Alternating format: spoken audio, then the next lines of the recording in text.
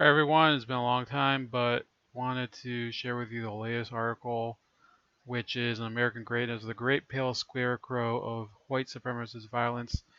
Now, I want to be clear that obviously there are outlier cases where there are white supremacist people that might execute crimes of violence due to prejudice. So I'm not trying to say that things don't happen where you have people who are members of, or not even members, or they might just be people who have these beliefs and are convinced of them, who go out and either kill or maim or vandalize other people or their properties. So I'm not trying to come at you, the viewer, and tell you that there is something out there that is a complete and total fabrication that has absolutely no basis in reality. There are, of course, incidents like the Emmanuel Church shooting in 2015 with Dylan Roof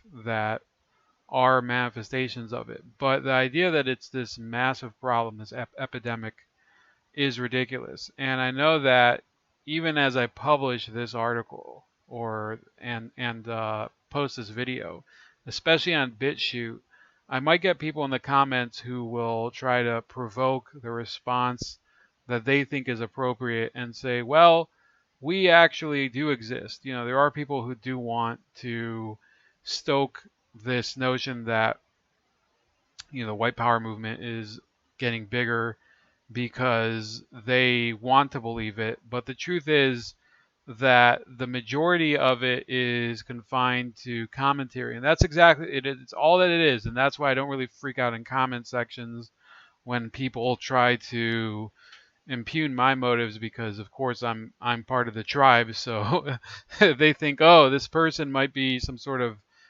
disinformation specialist. Well, you're entitled to believe what you want. My personal research has come to conclude that, of course, you have the hazard of any type of violence when you leave your house. Anyone out there can be some sort of offender who will try to victimize you, either rob you or steal from you or rape you or do whatever. But this idea that there's this epidemic of white supremacist violence, whether it is what they're claiming to be this police state, these people that are dragging away quote unquote peaceful protesters, or if it is these bigots who are part of groups, it just is very uncommon. Okay, it's so uncommon, in fact, that I would wager that a black athlete on the campus of a college like the University of Arkansas probably has less to fear, in my mind, or not even a black athlete, any sort of black student on one of those campuses, the University of Arkansas over in Fayetteville, probably has more reason to feel safe than a white person in parts of Philadelphia. And I'm not trying to say that we should only focus on minority groups that are committing acts of violence. I'm trying to say that let's take a step back, stop impugning entire segments of society just in order to create hysteria. And really, let's try to see what is happening in this country today, because people are coming to me, and I don't know why they're coming to me, but they are. And they're saying that they don't remember a single time in their life where they thought about moving, they thought about buying a weapon, they thought about leaving the country, and it is getting really out of hand. And I don't want to see all of the accomplishments that this country has logged over 200, what is it, 200, almost 250 years, right? It's been 244 years since the Declaration of Independence, and all of it for what? In order to go up in some sort of civil conflagration. I think we should try to avoid that. And unfortunately, I don't think that this article is necessarily going to change that. But at least we have to let it be known that there are people out there who do care about the facts, do care about statistics, do care about what is evidence and what is hearsay, and therefore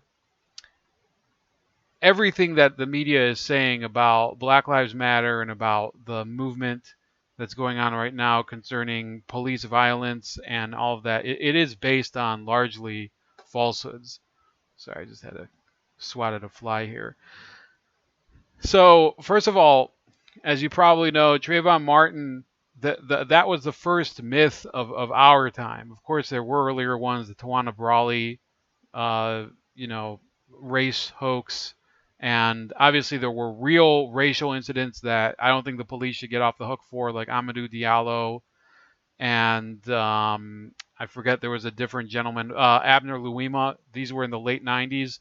But we can't necessarily, but really what has happened under Obama and now trying to continue it under Trump is this attempt to make everything an issue of who is guilty of what based on what race they are.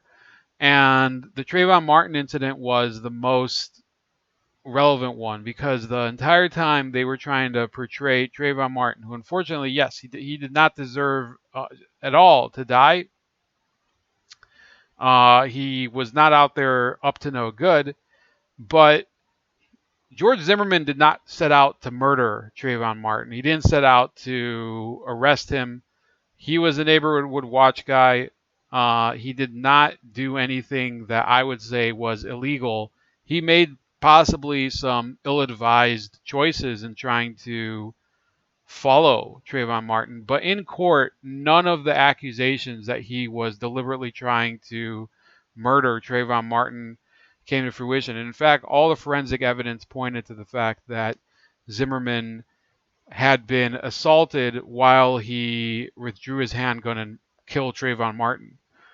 And it's a tragic reality, but it doesn't justify the outpouring of racial hatred that has come from that. And in fact, Benjamin Crump, the lawyer for Trayvon Martin's family, has made an entire career out of this. He's turned that failed case where he failed to sue George Zimmerman for wrongful death. He's succeeded in turning that into a rallying cry for his own career, and he's gone from strength to strength. I believe he was in on the Tamir Rice lawsuits and a number of other ones. And he's just a hustler, and there's no other way to put it. And if you think hustler is the wrong word for it, then he's a scam artist, right? If you think hustler is an offensive word. Benjamin Crump is a despicable person. He put a woman on the stand to testify that she was Trayvon Martin's girlfriend. She had absolutely no relationship to Trayvon Martin. And when you are an attorney presenting evidence in court and you use a person who is bearing false witness, yeah, that goes against the most basic core concept of a just system of criminal justice, right? That you're going to try to get a person either convicted or obviously in this case a civil judgment against them based on false witness testimony concerning this woman. I think her name was Rachel Gentel, who claimed to be Trayvon Martin's girlfriend, Diamond Eugene. So yeah, I believe that we have to continue to evoke this back from the Trayvon Martin case, that it was a lie then, it's a lie today. Just like the next lie was the Michael Brown case. His hands were not up. He was not an innocent bystander. He did, in fact, he didn't burglarize. He effectively he went into a mini mart and shoplifted basically, and then he was wandering around the neighborhood, wandering in the middle of the street, and that's when Darren Wilson accosted him, and not accosted him. He said, "Well, I believe the incident started when he questioned Michael Brown, and Michael Brown immediately was defiant and resisted him, and assaulted Darren Wilson, and then he killed him." Darren Wilson killed him. And it might be that if Darren Wilson did not take that action, Michael Brown might have assaulted Darren Wilson and caused him grievous bodily harm, perhaps taken his pistol from him. And that's not what you join the law enforcement profession for, in order to have your weapon taken from you and become incapacitated, potentially even either killed or seriously harmed. So yeah, that was another lie. And in March 2015, the Washington Post admitted that the scenario was not true. In the one where he had his hands up and shouted, "Don't shoot." That Brown, in fact, had been advancing aggressively on Wilson when he was shot. Just days earlier, Attorney General Eric Holder, whose Justice Department compiled the report debunking Hands Up, Don't Shoot, said that he was prepared to dismantle Ferguson's police department if necessary. So yeah, based on lies, these organizations, including in that case our Justice Department, were prepared to dissolve a police department of a city in Missouri.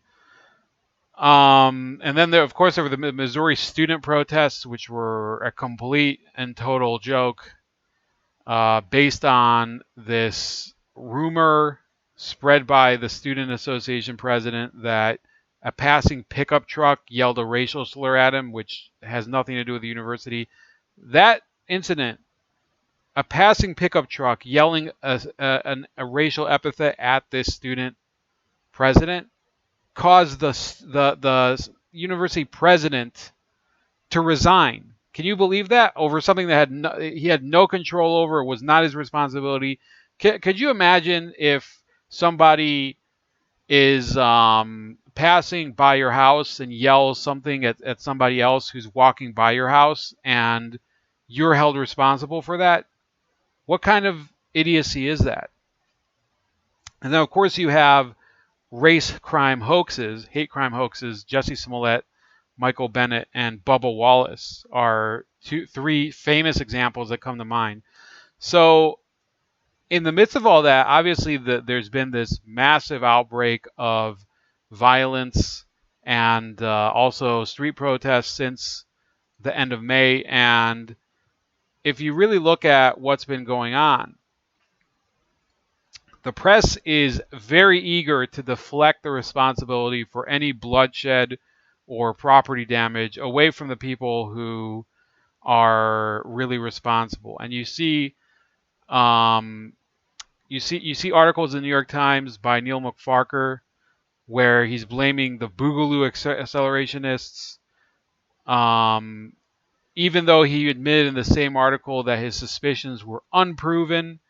CBS News reported May 30th that authorities suspect white supremacists and far-left extremists are behind violence at protests.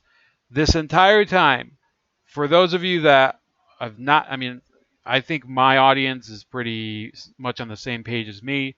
Maybe some of you are more informed than me. Maybe some of you just have been a little detached lately. But I think we can all agree that the press has been desperately wanting to make it seem like white supremacists are running buck wild and just committing all these heinous crimes in the street of Seattle, Portland, and cities like that, and Colorado, and this is, in my mind, this is the ultimate exercise of ideological irresponsibility when you bring in factors that are in no way connected to what you're talking about, or that you see things that potentially have some sort of connection, but you don't do the due diligence and follow up and see how true it is. That's really what I would call yellow journalism. And why do we even use a term called yellow journalism? Because of the sensationalist papers of the late 19th century, the ones that got the U.S. into the Spanish-American War against Spain. in the Caribbean. Remember the USS Maine. That was the refrain. Remember the USS Maine because of an explosion in, I believe it was Havana Harbor. It was either Havana or Santiago, Cuba. This type of hyperbole, this type of seeking of a scapegoat, which is white supremacy, is costing lives. It's costing lives. It's costing livelihoods. And the reality is that, yeah, there are some white supremacists out there, but there has not been. And I myself, I'm in no way a friend of any sort of racial identity group. And I guess people can doubt me, or they can say, "Oh, we don't believe you." But I can tell you that it would probably not make me too mad if one of these white supremacists was arrested for one of these crimes.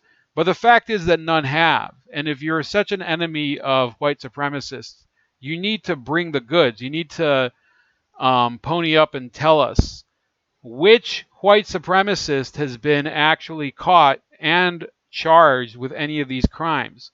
Because I can name ones who are not white supremacists, ones that are on the opposite side, ones who are far left anarchists, people like Samantha Shader and her sister Darian of Catskill, New York, who were arrested in Brooklyn for throwing Molotov cocktails.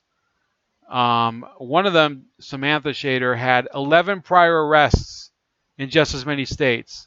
When questioned by police, she attempted to cover for a white friend by implicating a fictitious black accomplice.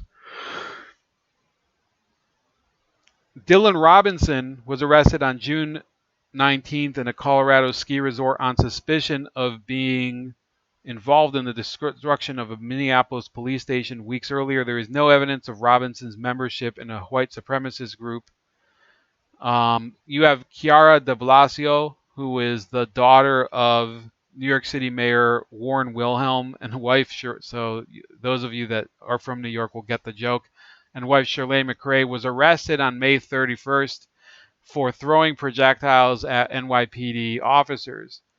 De Blasio will be able to await her trial if it ever happens at Gracie Mansion, unlike the homeless woman who was dismissed while confronting Wilhelm over his betrayals for interrupting his gym workout. So, yeah, even the daughter of the mayor of New York City is involved in this idiocy. And then there were the two lawyers, Aruj Rahman and Colmford Mattis, who were arrested when Rahman hurled a Molotov cocktail into a police cruiser and was recorded by a CCTV camera. And then on July 25th, very recently, Antifa militant Blake Hampe stabbed the Trump-supporting videographer Drew Duncombe in Portland. Hampe was convicted in 2007 for possession of child pornography while crossing the U.S.-Canada border by ferry to Maine, and released in 2010. So you have people with prior convictions who are far-left activists who are committing these violent crimes, stabbing a person, stabbing a photo. You don't have to call him a photojournalist, but it doesn't matter because Drew Duncombe was just taking video. You can't just stab someone for taking video. So you also have those two teens that were killed in separate incidents in Seattle's Chop District by members of its militia. Now, let me be clear here. There is one incident that it appears, and there is evidence that it was committed by a Boogaloo boy, supposedly. His name was Stephen Carrillo, and he was a California Air Force airman who murdered a federal law enforcement officer in California on May 29th. So,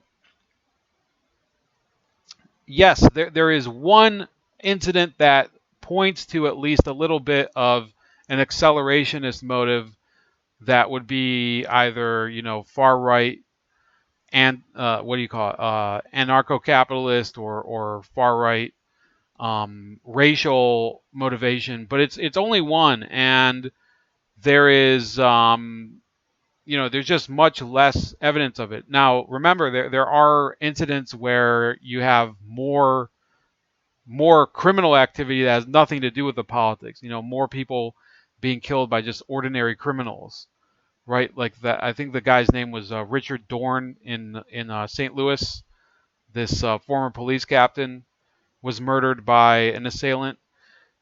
So this whole notion, which a lot of these media people are trying to propagate, this idea that Antifa doesn't really exist, that it's not a real thing, it mirrors something that I talked about a few weeks ago about the J. Edgar Hoover approach to the mafia, which was that he did not want to acknowledge the mafia existed for a number of reasons. First of all, that the mafia,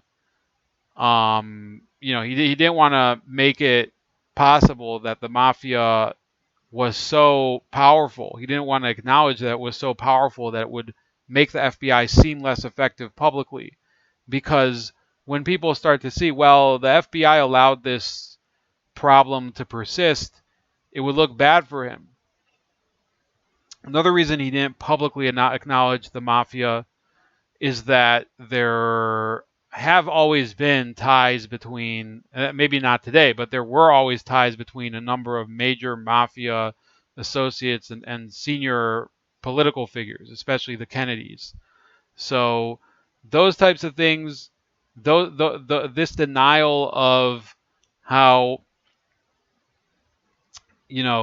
certain tendencies do exist, certain conspiracies do exist. Conspiracies meaning people of the same mind and intent engaged in a criminal activity. It doesn't need to be officially incorporated. There doesn't need to be an Antifa branch manager in every city who is officially designated and notarized to be in charge of that group. It just that's not the way things work. People know that gangland activity doesn't necessarily mean that the gang is full on organized and has a lodge and things like that.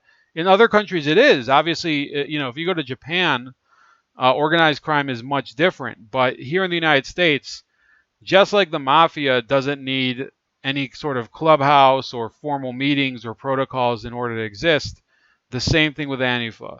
Antifa is a tendency, and that tendency does have a membership, and that membership does have a common goal. And therefore, yes, it does exist, and you can't say that it's some sort of abstract, non, intangible thing that the media is trying to make it out to be. People like Ken Klippenstein. And the fact is that the media just last year in July, they actually acknowledged that an Antifa militant, Willem van Spronsen, a Dutch immigrant who attacked the Tacoma ICE facility, they acknowledged that he was Antifa and that he even yelled that he was Antifa. So there's no point in covering it up. In August 2017, ABC's 2020 interviewed two people and defined them as leaders. Okay, they defined and interviewed Lacey McCauley as an Antifa group leader and Daryl Lamont Jenkins as an intelligence expert. That same month, Michelle Goldberg, one of the most partisan opinion writers at the New York Times, who would later characterize the Me Too movement as a trap for Democrats after previously being a full-fledged Me Too megaphone, profiled Jenkins and his One People project in Slate as the CIA of Antifa. So these people who are part of the media machine, the New York Times, Slate, ABC, NPR, all of them have previously acknowledged that there is such a thing. There is such an organization, or at least a circle of people called Antifa. You can't just undo that. People are smart enough, just like I did. I brought up a selection of 3 or 4 articles that irrefutably show that the media knows that this is a real thing. People can go and look through those internet archives and find these organizations or these news publications that acknowledge it. The public isn't as dumb as the media thinks it is.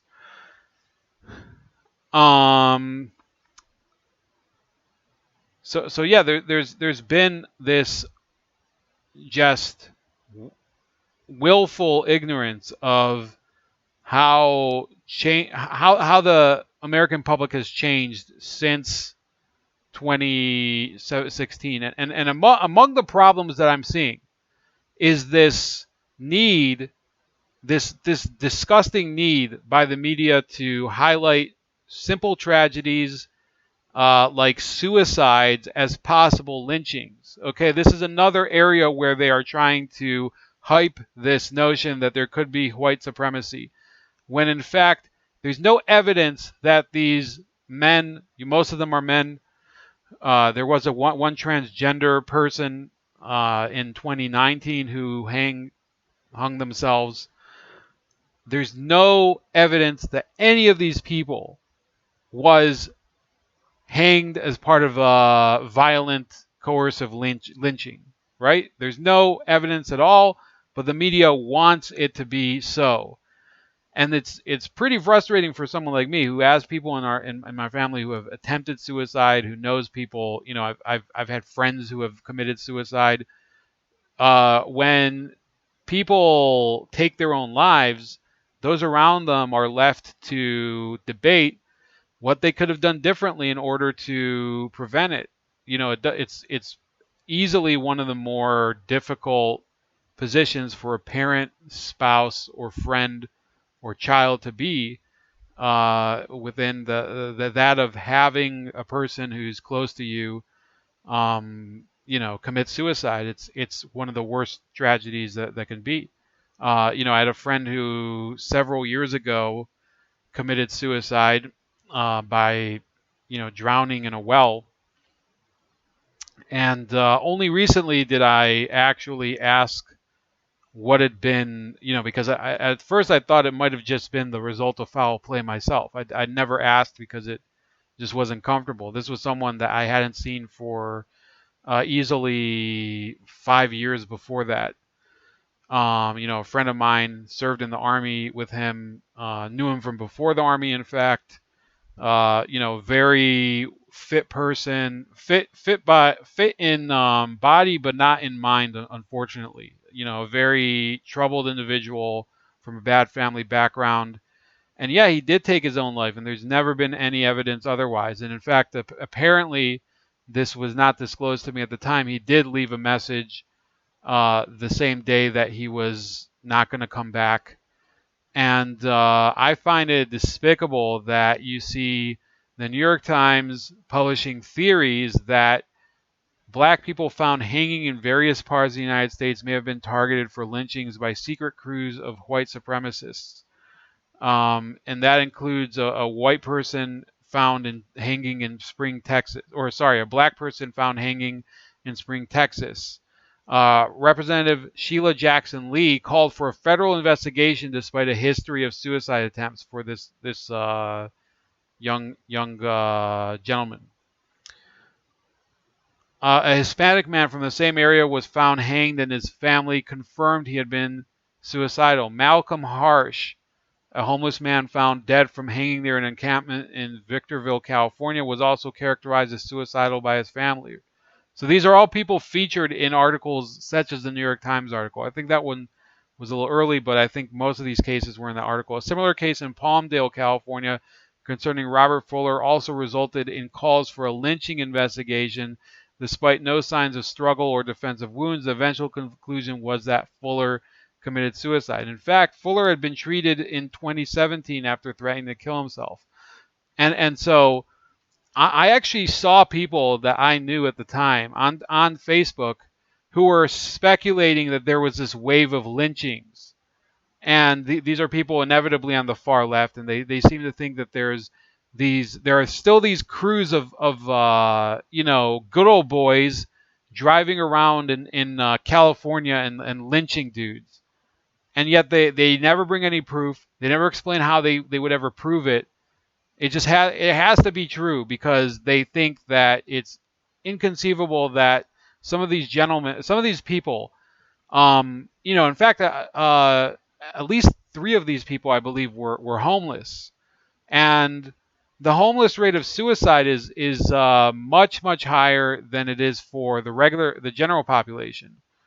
So they just think it's absurd that this would happen, right?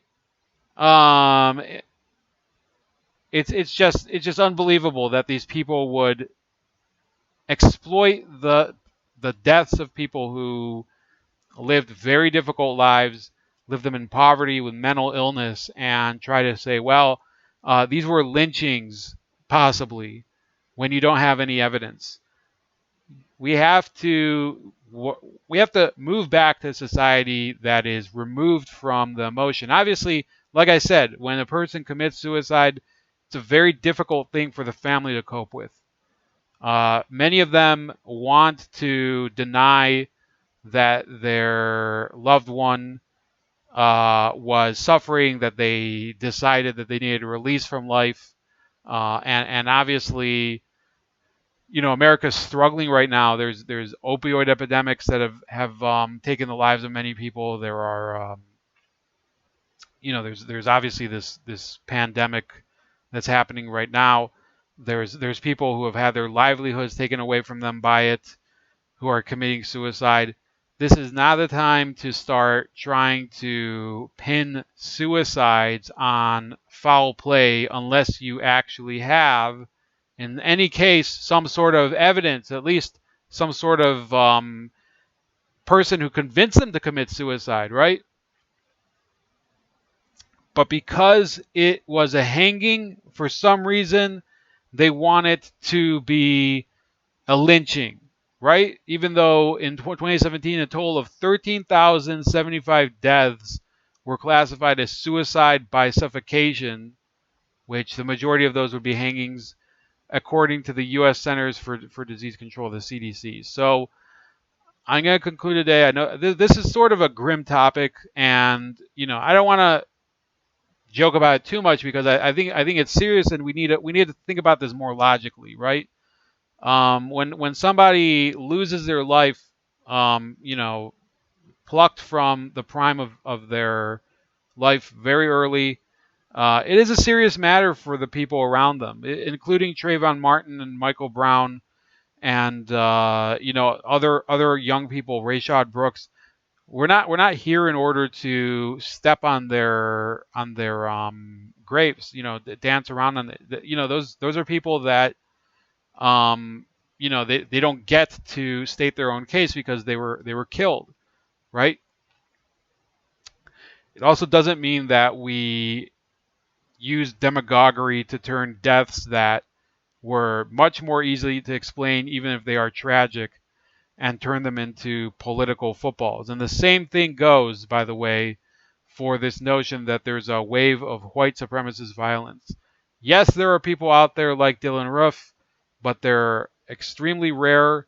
And unfortunately, the way the media is treating the issue of violence in America, treating the issue of race relations, they could lead it to be that it will be more common. There could be this backlash, which I hope will never happen, where you do see people like this striking out and attempting to create mass casualty incidents, terrorist attacks and things like that. So whatever you think, please like, share, and subscribe. Leave a comment below. And of course, you can find me on all of this other social media. Obviously, you're here on YouTube or BitChute. On Minds.com, subscribe star if you want to chip in a little. On Gab at Starscream85, and on Library. You can also find me now on Parler. And have a great Monday and the start of the rest of your week.